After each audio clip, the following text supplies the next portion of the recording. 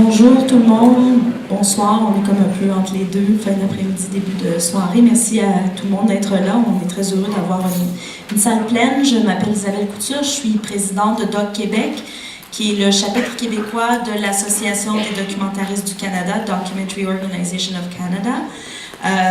C'est notre 35e anniversaire cette année, donc on s'est offert 3 projections pour fêter ça. Undying Love est la 3e de ces projections. Et bien entendu, on a des partenaires qu'on remercie, la BAnQ, les RIDM et le Musée de l'Holocauste de Montréal qui ont rendu cette projection possible. Donc, sans plus tarder, je vais inviter Helene à venir nous rejoindre puisqu'elle est à la fois la porte-parole et la réalisatrice, la porte-parole de l'événement du 35e anniversaire et la réalisatrice du film Undying Love. Merci.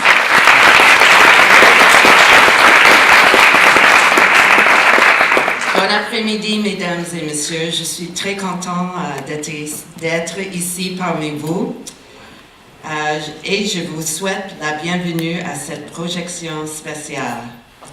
Le chiffre 35 a une grande signification pour moi. Il y a 35 ans, je tombais en amour et je partais de Toronto pour m'installer à Montréal. Pour couronner le tout, il y a 35 ans, j'ai commencé à réaliser mes premiers films documentaires. J'ai été témoin et participant de l'évolution de ce que nous appelons aujourd'hui l'âge d'or de la création documentaire indépendante. C'est donc avec une immense fierté que je m'adresse à vous cet après-midi, à titre de porte-parole de volet Doc 35 des RIDM pour célébrer les 35 ans de l'Association des documentaristes du Canada. DOC, y compris DOC Québec, est la voix collective des documentaristes indépendants du Québec et du Canada. Cette association se consacre totalement à plaidoyer à la recherche, à la formation et au soutien. Elle défend et protège la forme d'expression artistique que nous chérissons. When it comes to documentary, no doubt much has changed in the last 35 years. But what remains constant is the need for us to share real-world experiences that allows viewers to walk in one another's shoes. Today, more than ever, we need to build a sense of shared humanity and to be reminded of what it means to struggle for freedom and justice. Many filmmakers risk losing their health, their sanity, and even their lives to deliver uncomfortable truths. They are among the true heroes and heroines of our times. Nous sommes profondément convaincus que le documentaire est un rouage essentiel au bon fonctionnement d'une société saine et démocratique. Nous devons continuer à nous battre bec et ongle pour le préserver comme nous l'avons fait au cours des 35 années précédentes. Et maintenant, Undying Love. Quelle joie de partager avec vous mon film Undying Love, 16 ans après la première en 2002. Depuis ce temps, il a voyagé un peu partout dans le monde. Merci au RIDM, à DOC et à DOC 35 de nous avoir fait une place au sein de ce festival exceptionnel. Undying Love est l'expérience de cinéma la plus personnelle et la plus intense de ma carrière. Rien de surprenant car il s'agit de la vie de mes parents et de celle de la communauté juive réfugiée dans laquelle j'ai baigné toute mon enfance.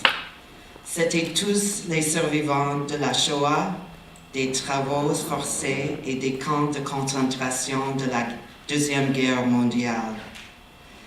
Making Undying Love, I wanted to understand how survivors wrestled with building relationships and families after overwhelming suffering and loss. This question is unfortunately no less relevant today. What does it take to re-emerge physically, spiritually, and psychologically in the shadow of war, violence, and displacement? And unfortunately, we have to ask these questions a lot today. Avant la projection, je veux adresser mes remerciements à mes collaborateurs exceptionnels. La productrice Ina Fitchman, qui a vu le potentiel de cette histoire bien avant moi, François Dagenet, le directeur photo, la recherchiste et archiviste Terry Foxman, le monteur Howard Goldberg, le compositeur Bertrand Chenier, et beaucoup d'autres. Maybe there are other people in the audience who participated in our film. I'm not sure, but we'll find out after the screening. Tout comme moi, ils ont été émus et transformés par le grand privilège de côtoyer ces personnes d'exception et de créer ce film. Après le visionnement, Josh Goldberg, le fils de la productrice Ina Fitchman et le fils du monteur Howard Goldberg, animera la période de questions et réponses. Et unfortunately, neither Ina or Howard could be with us, but they sent us their wonderful son to help us discuss the film after. I hope you can stay. Thank you so much.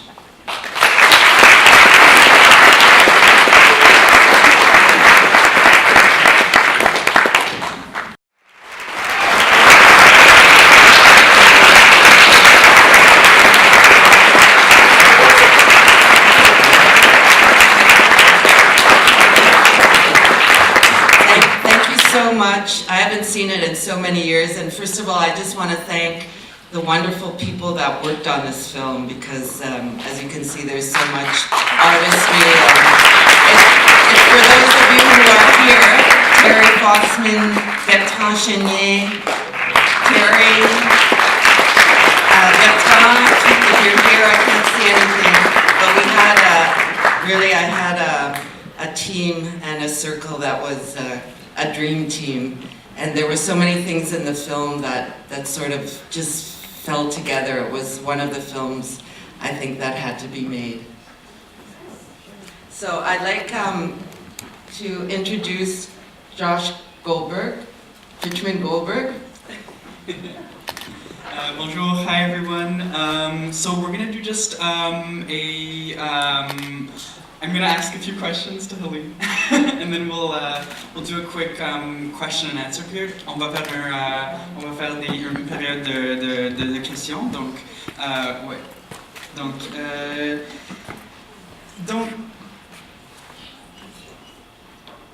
the film is amazing.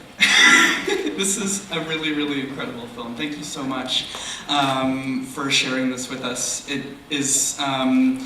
C'était vraiment touchant de le voir. I remember being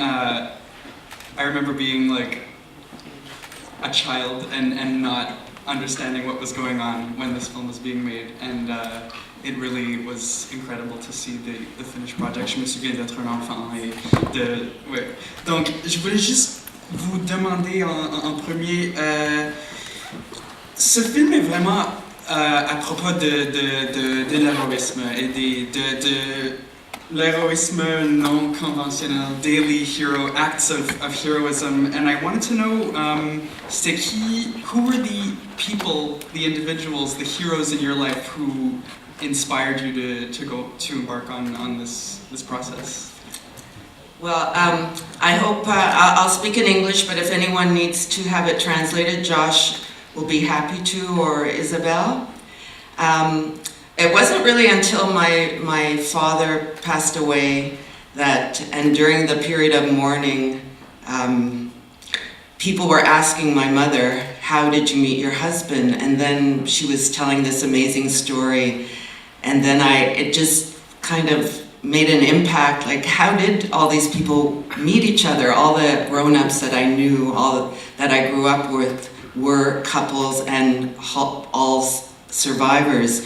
So then I started asking around in my community, and what I think I felt was that yes, they were victims, they were very, very wounded people, but they were also very heroic in their desire to be beautiful, to try and be normal, to have families, to give their children everything that they could. So when you ask me about heroism, I think I see a heroism in this sort of daily resistance of, and this real battle between hate and love, which the people in the film so eloquently express. Thank you so much. And I also just had a question about your creative process and the choices that you made along the way. And this was a really an incredible combination of archives and reenactments, les archives et les reenactments. Récréation. Oui.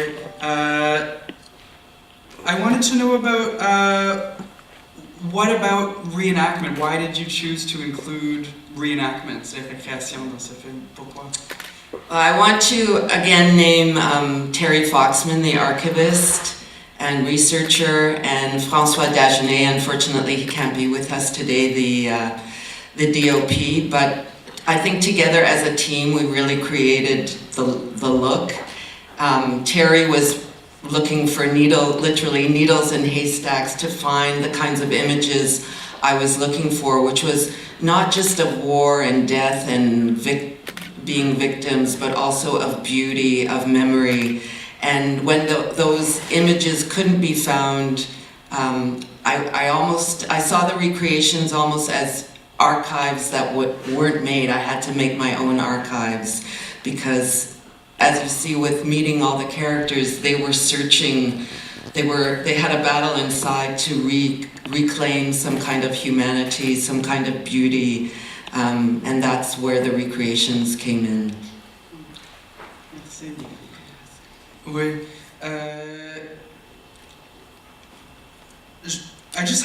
I have one more question before. Avant qu'on prenne les questions de vous, j'ai une autre, juste une question pour juste terminer. Je veux juste savoir the relevance of showing this film today. I think is something that we're all thinking of, and I just wanted if you wanted to just speak briefly about any messages that you have for people of all ages in this audience, and also I think you know, why is it so important to be seeing this film today? Just like and why now?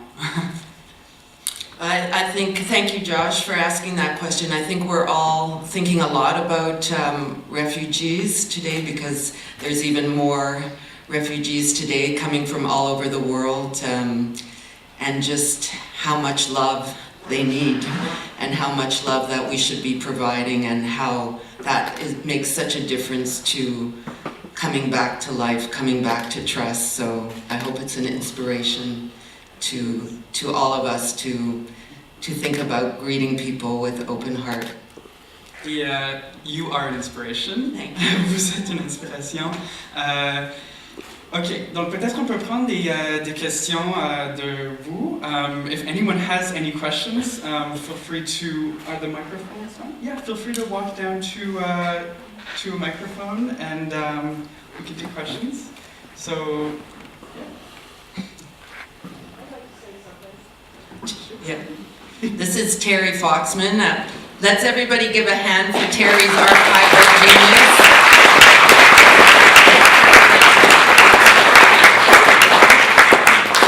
Right into Josh's last question, and I don't have to remind Helene because we were together, but the day we filmed with her mother.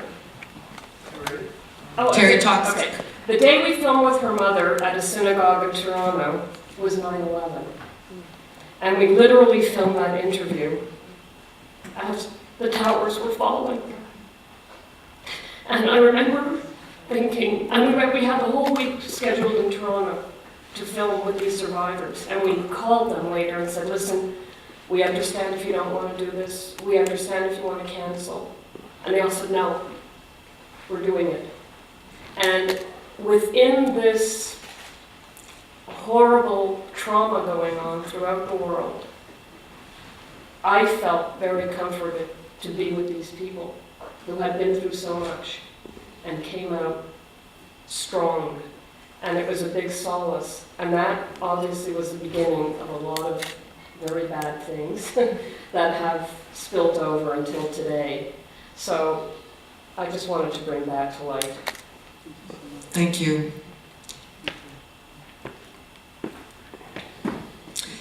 You don't even have to have a question, you can just have a comment, or it's be great to have any thoughts coming out of the film.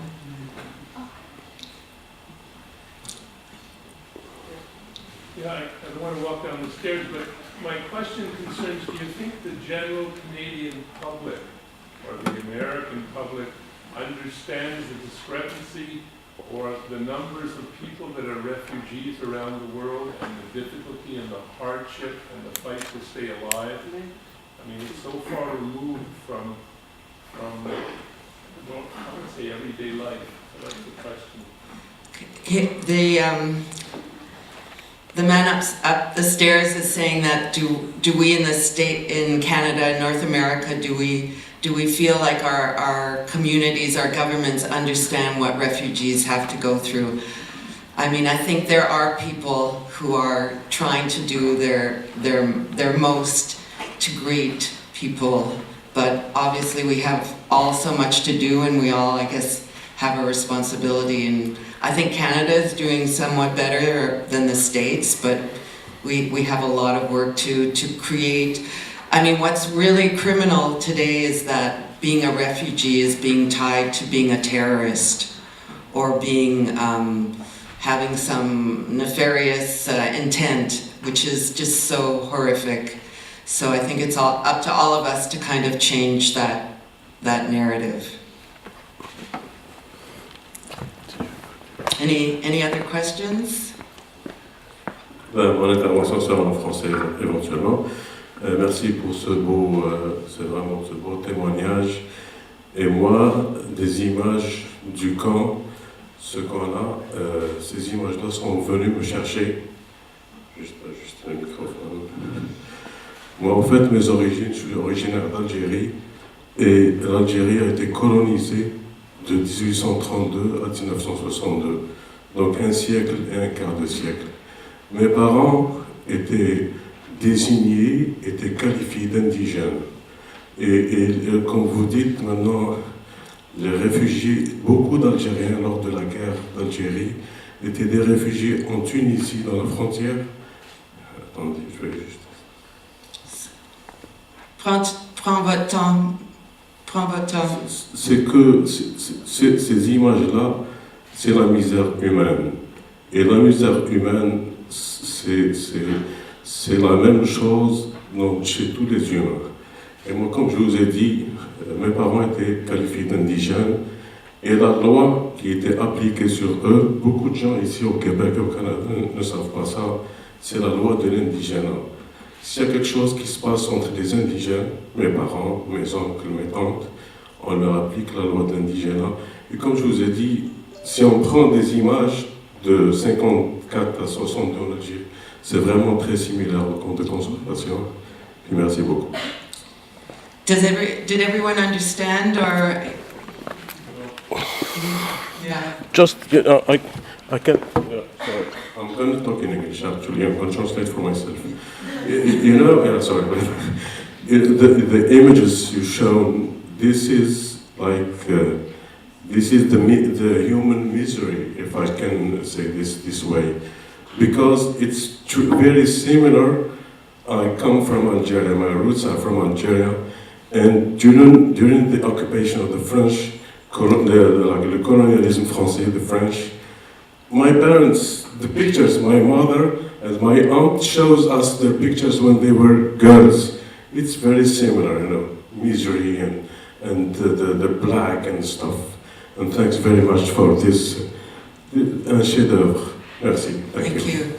I think, thank you very much for your comment, and it just reminds me how much work we all have to do, whether we're storytellers or teachers or just citizens or of this country in terms of seeing the total humanity of people who are displaced. I mean, I think maybe there's something that right now we're being encouraged to see them as others, as it doesn't affect us, but we have to keep reminding each other, and we have a responsibility to be welcoming and to know that they're not the other, they're us also. Hi, stand up. There's a microphone. I was just surprised how they were able to reconnect. How, I mean, Europe is super populated, and they go through their camps, and then they were able to reconnect. It seems so easily, either going back to their where they came from, but sometimes between camps. And I just that whole communication, was it letters, or how did that happen so easily? Right. The question was about how people were able to come together after the war, and there was so much chaos, but yet there seemed to be this facility of people finding one another. But I think what was, very different than today is that the United States, Britain, the Allies were very organized in terms of setting up the displaced persons camp. So there was, I think I can say this, and maybe there's people in the audience that know more than me, but there was a kind of, there was a system, there was more of a way for people to put their names down on displaced persons lists. There were non-government organizations, also churches, the Red Cross, and so on. I think there was a sense of order, and also I think the German sort of the Germans were very organized. The Nazis were very organized in how the camps and how the names were set up, and perhaps that also helped in terms of people organizing their reunification. But I think what I found in terms of making this film is that every person who survives has a miracle story. Whether it's, I never knew if these stories were really true in a way. Were they maybe just also dreams of how what people told themselves in order to make sense of this crazy world that they were in. So I think every person who survives, it was a miracle. And when you put two people that survive, it's two miracles, and then you get miraculous stories. So maybe that's part of it. One more question? Yes. How did you, use the mic, please? Sorry, I just wanted to know how you found your, the people that you, I mean, of course your parents, but aside from your parents. Yeah. Christine is asking how did I find the characters? Some were found by Terry, the wedding dress. I think you had found through some of your research. And most of the couples were people that I knew growing up, or my parents knew growing up. It was just, that's the world that I grew up in. But what was really interesting and worth sharing is that they all said, no one asked us this before. No one asked us about love. No one asked us about our relationships. No one asked us about how we met. I think they were always, especially up until 15 years ago or 16 years ago when we did this, everyone was asking them what were the death camps like? Talk about how you actually survived the Nazis, but no one was asking how do you live now. So that was what was new, I think. Je vais parler en français parce que je suis francophone. Merci pour ce film d'amour. C'est vraiment un beau film d'amour, de voir la force d'amour de ces gens-là au travers tellement d'horreur. Et aujourd'hui, c'est la dernière journée des RIDM. Peut-être comme d'autres gens ici comme moi. Et c'est dur, ça fait mal de voir autant d'injustice, autant de douleur, autant de comment est-ce que l'humain peut se rendre là. Alors, je trouve que de voir ce film-là aujourd'hui, de gens qui réussissent à reconnecter avec une telle force d'amour, ça fait du bien. So, Merci.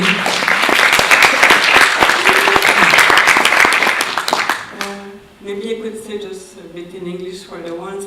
I say it feels very good to see such a beautiful act of love after, at the end of the RIDM, after seeing a lot of movies that talks about refugees, that talks about violence, that talks about horror, and seeing people that have been through this and were able to find love again, it's comforting.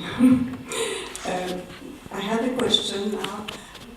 It's pretty magnificent the way you have interviews with people who talk about their life today. I mean, like in 2002, but like let's pretend it's today. You have archives and you have fiction. Was it difficult to put that together? It's like, wow, it seems to be quite a challenge to do that. I don't even know how I did it.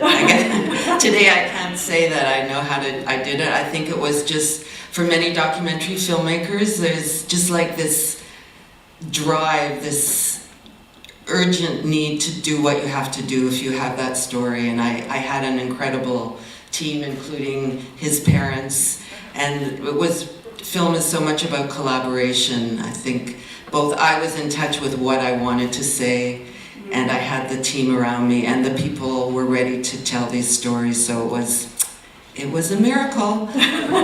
Thank you so much. I'm being told that we have to leave now, so thank you so much. Thank you so much.